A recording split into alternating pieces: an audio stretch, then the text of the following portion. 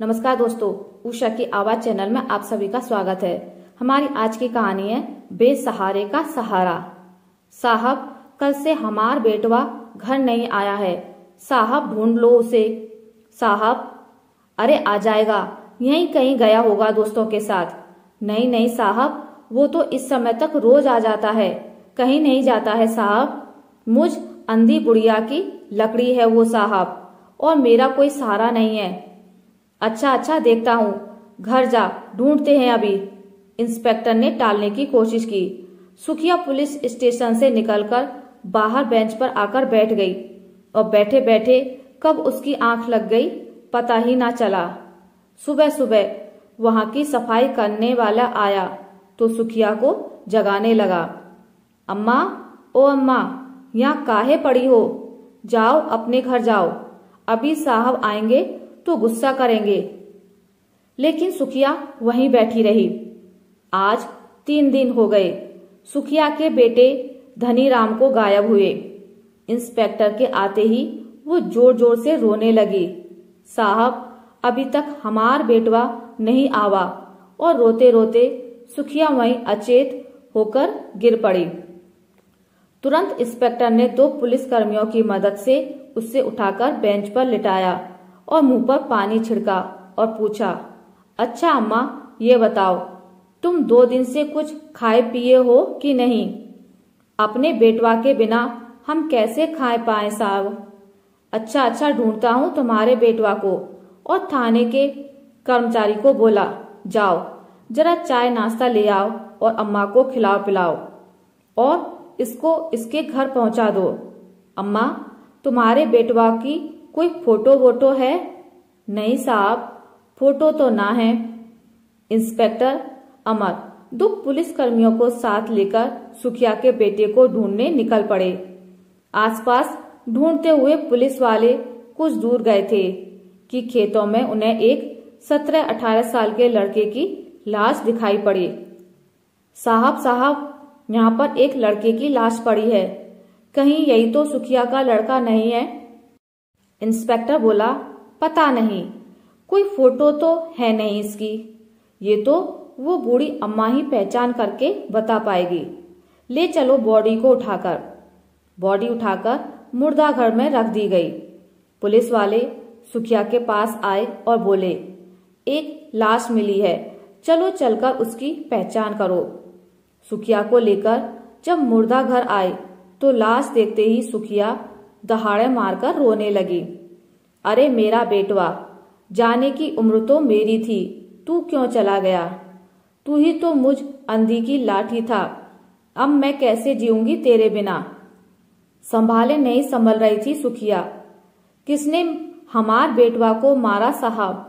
क्या दुश्मनी थी किसी की इससे? ये तो हम नहीं बता सकते, पता लगा रहे हैं। पोस्टमार्टम हुआ तो पता लगा धनीराम की मौत जहर फैलने से हुई है। इसको किसी जहरीले जीव ने या सांप ने काटा है। अम्मा, बेटे की लाश तुम ले जाओगी? हम कहाँ ले जाएंगे साहब, हमार कोई नाही है, ना हमरे पास रुपया पैसा है। सोचा था इस बुढ़िया का सहारा बनेगा।